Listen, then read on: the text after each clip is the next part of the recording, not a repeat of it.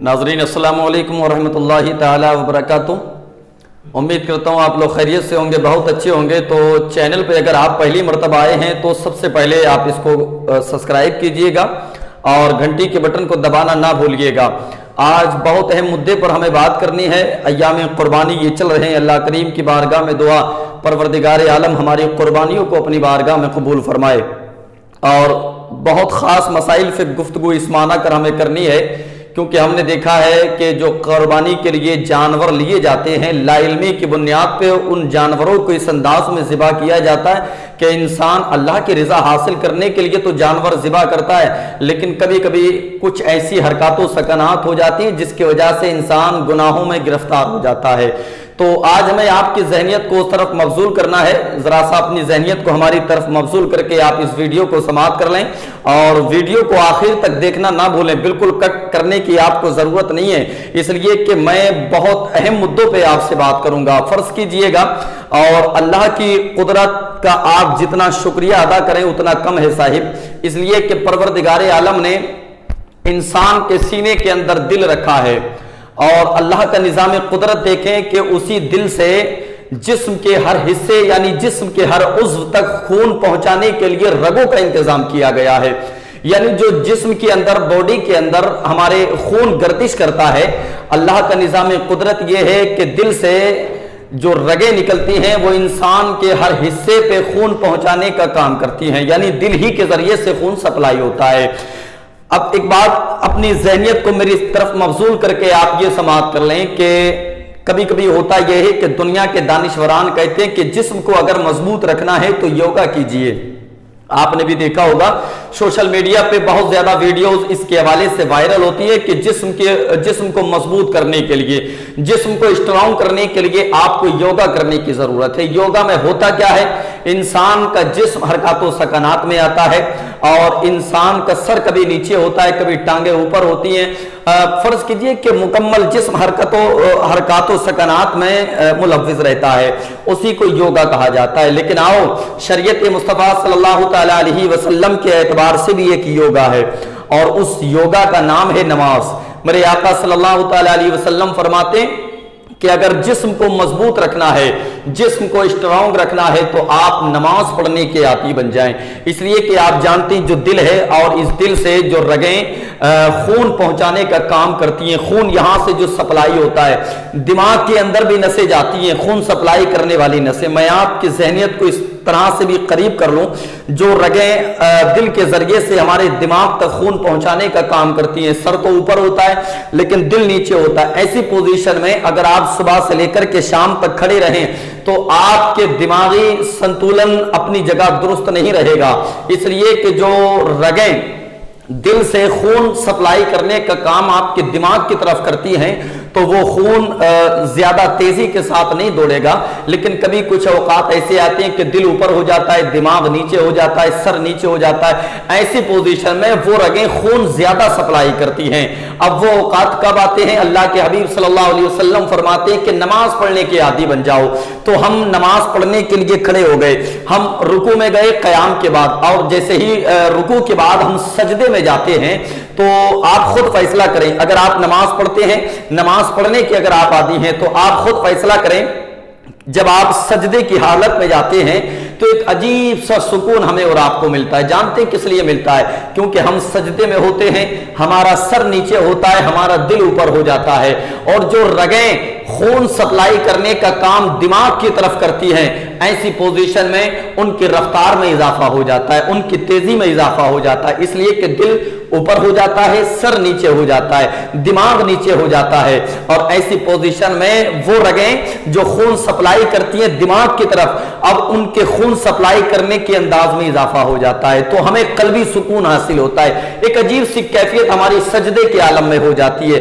और बिल्कुल अगर ऐसा आपके साथ भी होता है तो हमें आप कमेंट में बताएं सजदे में कितना सुकून आपको मिलता है। और बस तवज्जो को करीब करें तो सुने, जिस तरह से इंसान के जिस्म में अल्लाह ने दिल रखा और दिल से पूरी बॉडी के अंदर खून को सप्लाई किया, उसी तरह से जानवर का भी मिजाज है कि जानवर के अंदर भी अल्लाह ने दिल रखा है और उसी दिल के जरिए से जानवर की भी पूरी बॉडी में खून को सप्लाई किया जाता है।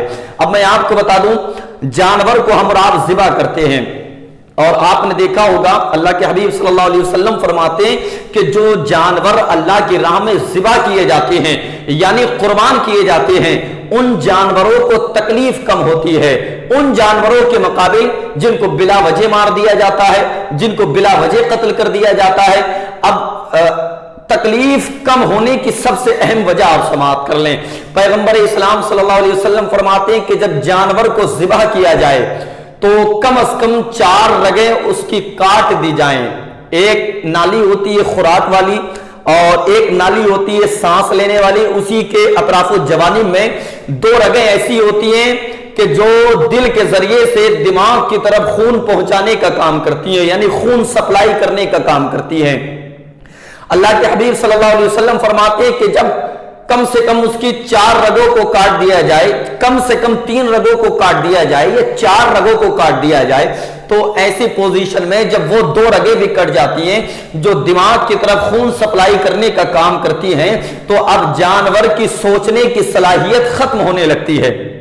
मुकम्मल खत्म नहीं होती, लेकिन जब खून सप्लाई होना बंद हो जाता है, जिन रगों के जरिए से खून दिमाग की तरफ जाता था, अब वो रगें जानवर को ज़िबा करते वक्त हमने काट दी, तो दिमागी संतुलन जानवर का अपनी जगह दुरुस्त नहीं रहता, जानवर की सोचने की सलाहियत कम हो जाती है, इसलिए कि खून सप्लाई करने वाली नसों को काट दिया जाता है, रगों को काट दिया जाता है।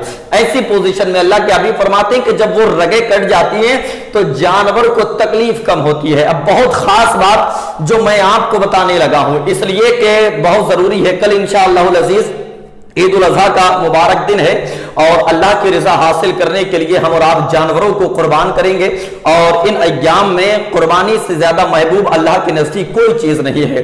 हम अगर ये तसव्वुरात की दुनिया में जाकर के ये सोच बना लें, ये फिक्र बना लें कि हम जानवर को ज़िबा ना करें, उसकी कीमत हम सदका कर दें, तो अय्याम कुर्बानी में जानवर की कीमत सदका करना शरई एतबार से मुनासिब नहीं और ममनू है। शरई एतबार से उसकी कीमत को सदका करने का हुक्म नहीं आया है।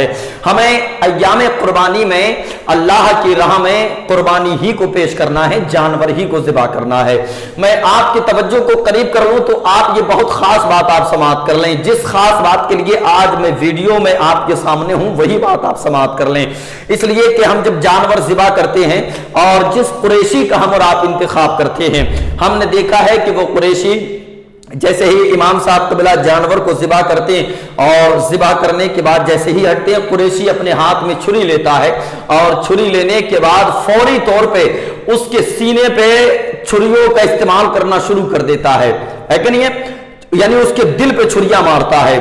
अल्लाह के हबीब फरमाते हैं कि जब रगों को काट दिया जाए, जानवर को ज़िबा कर दिया जाए, तो अब उसको ऐसे ही छोड़ दिया जाए कम से कम इतनी देर तक जब तक कि वो मुकम्मल ठंडा ना हो जाए, जब तक उसकी रूह परवाज ना कर जाए, जब तक उसके जिस्म पर किसी हिस्से पर भी, जानवर के किसी हिस्से पर भी छुरी चलाना गोया के जानवर को बेजा तकलीफ देना है, जिसके लिए अल्लाह के हबीब सल्लल्लाहु अलैहि वसल्लम ने मना फरमाया है। तो मैं उन तमाम तर मुहिब्बाने मुस्तफ़ा सल्लल्लाहु अलैहि वसल्लम से मैं गुजारिश करूंगा, इसलिए कि कुर्बानी आप करते हैं, जानवर आप लेते हैं, अल्लाह की रिजा हासिल करने के लिए कुर्बानी आप पेश कर रहे हैं। जिस कुरैशी का आपने इंतखाब किया है उस कुरैशी को पैसा आप देंगे तो कुरैशी की क्या मजाल कि वो अपनी चलाए, हमें अल्लाह की रिजा हासिल करनी है। जैसे ही इमाम साहब कबीला जानवर को ज़िबा कर दें तो फौरन जानवर को छोड़ दिया जाए। छोड़ने से मुराद ये कि बंधा हुआ हो लेकिन उसकी रूह परवाज हो जाए। जब तक उसकी रूह परवाज ना हो जाए उसके जिस्म के किसी हिस्से पर छुरी नहीं चलानी चाहिए, ना ही उसकी खाल को उतारना चाहिए। ये वार्निंग दे दें आप हर कुरैशी को, ये बता दें आप जानवर ज़िबा करने से पहले कि जब तक जानवर मुकम्मल तरह से जानवर की रूह परवाज नहीं हो जाएगी, जब तक इमाम साहब के हलाल करने के बाद आप जानवर के किसी हिस्से पर छुरी नहीं चलाएंगे, इसलिए कि आपकी बात को माना जाएगा, आपकी बात को कुरैशी तस्लीम करेगा। और हमने तो बाज़ जगह देखा है कि बाज़ कुरैशी अइम्मा हज़रात से लड़ने झगड़ने लगते हैं, बोले ये कैसे इमाम साहब आ गए कि जानवर ज़िबा कर दिया, 10 मिनट तक पड़ा रहेगा, 15 मिनट तक पड़ा रहेगा। हमने तो आज तक किसी से ये मसला नहीं सुना। मेरे भाई, हमें अल्लाह की रिज़ा हासिल करनी है तो अल्लाह की रिज़ा हासिल करने का यही एक तरीका है کہ ہم جانور کو صرف اللہ کی رضا حاصل کرنے کے لیے ذبح کریں، نہ کہ اس کو بے جا تکلیف دیں۔ تو آپ پرہیز کریں اور اس بات سے خاص کر کے پرہیز کریں، ہمیں جانور کو بے جا تکلیف نہیں دینا ہے، ہمیں اللہ کی رضا حاصل کرنے کے لیے جانور کو اللہ کی راہ میں قربان کرنا ہے۔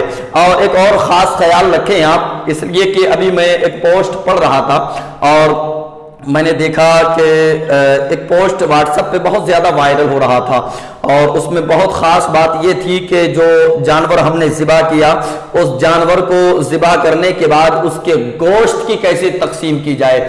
تو میں پڑھتے پڑھتے مسکرانے لگا، شاید کہ آپ بھی سن کے مسکرانے لگے ہیں۔ لوگ قربانی کے بکرے کی تقسیم کیسے کرتے ہیں، تقسیم سنیے۔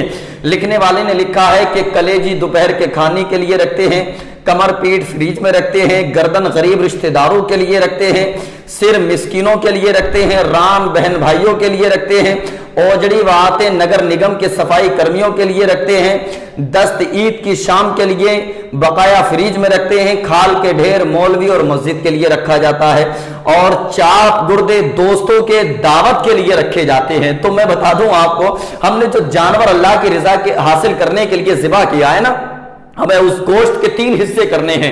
3 حصے سے مراد یہ ہے کہ ہمیں ایک حصہ اپنے پریوار کے لیے روکنا ہے، اور 2 حصے ہمیں غربا، مساکین اور رشتہ داروں میں تقسیم کر دینا ہے۔ شرعی حکم یہ بھی ہے کہ اگر آپ چاہیں تو کل گوشت اپنے خرچے میں بھی لا سکتے ہیں۔ خرچے سے مراد یہ کہ اپنے گھر میں بنائیں، اور بنانے کے بعد اس گوشت کو اپنے محلے والوں کو کھلائیں، اپنے رشتہ داروں کو کھلائیں، اور خاص کر کے مساکین، غربا مساکین کا آپ خاص خیال رکھیں، اس لیے کہ جہاں ہم رشتہ داروں کو بلاتے ہیں نا صاحب، وہی ہم غریبوں کو بھول جاتے ہیں۔ یہ حق مسکینوں کا ہے، غریبوں کا ہے۔ پڑوس میں دیکھیں کہ کس کے گھر قربانی نہیں ہو رہی ہے، اگر کسی کے گھر قربانی نہیں ہو رہی ہے تو فوری طور پر اس کے گھر گوشت بھیجا جائے، اس لیے کہ مکمل گھر والے آپ کے گھر کھانے کے لیے ہو سکتا ہے کہ نہ آئیں، لیکن آپ کے گھر سے جب گوشت اس کے گھر میں چلا جائے گا تو انشاءاللہ اس کے گھر میں رہنے والوں کے بچوں کے شکم کی بھی آگ بجھ جائے گی۔ اللہ کریم کی بارگاہ میں دعا ہے کہ پروردگار عالم ان چند باتوں پہ ہم سبوں کو عمل کی توفیق عطا فرمائے۔